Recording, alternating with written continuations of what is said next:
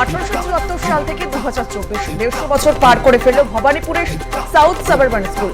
আশুতোষ মুখোপাধ্যায় উত্তম কুমারের স্মৃতিধন্য স্কুলে R+ নিউজ।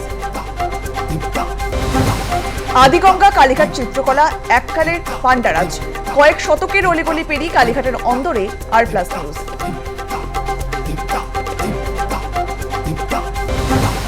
প্রয়াত নদিয়ার কালীগঞ্জ তৃণমূল বিধায়ক নাসিরউদ্দিন আহমেদ, মৃত্যুকালে তার বয়স হয়েছিল 70 বছর। নদিয়ার পলাশী হাসপাতালে মৃত্যু হয় তার মৃত্যুতে শোকের আবহ রাজনৈতিক মহলে। কোচবিহারের তুফানগঞ্জে বিজেপি নেতার বাড়িতে হামলা, বিজেপি সহসভাপতি উৎপল দাসের বাড়িতে হামলার অভিযোগের তীর তৃণমূলের দিকে, যদিও সমস্ত অভিযোগ অস্বীকার তৃণমূলের। মধ্যবিত্তদের স্বস্তি দিয়ে 12 লক্ষ টাকা পর্যন্ত আয়ে কোনো কর দিতে হবে না। বেতনভোগীদের ক্ষেত্রে 12,75,000 টাকা পর্যন্ত আয় করমুক্ত। নতুন কর কাঠামোয় নয়া কর স্ল্যাবের ঘোষণা অর্থমন্ত্রী।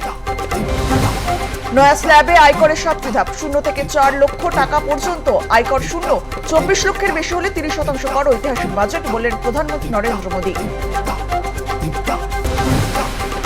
বিহারে ভোটের অঙ্ক বাজেট প্রস্তাবে, জোট শারিক নীতিশ কুমারের মন রাখতে বাজেটে একগুচ্ছ ঘোষণা।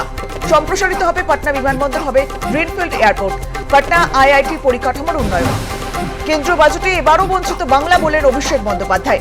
142 কোটি লোকের জন্য এই বাজেট, আয়কর ছাড়ের সুবিধা কি বাংলার লোক পাবেন না বলেন দিলীপ ঘোষ। নৈহাটিতে তৃণমূল কর্মী খুনের হাড়হিম করা দৃশ্য, প্রকাশ্যে বুক ফুলিয়ে দল বেঁধে থেতলে খুন। সামনে এলো সিসিটিভির ফুটেজ, হত্যাকাণ্ডের পরই সরানো হলো সিপি অলোক রাজোরিয়াকে। রবিবারও কলকাতার সর্বনিম্ন তাপমাত্রা স্বাভাবিকের চেয়ে বেশি। আগামী দুদিন কলকাতা সহ দক্ষিণবঙ্গের জেলাগুলিতে তাপমাত্রার বিশেষ কোনো হেরফের হবে না বলে জানিয়েছে আলিপুর আবহাওয়া দপ্তর।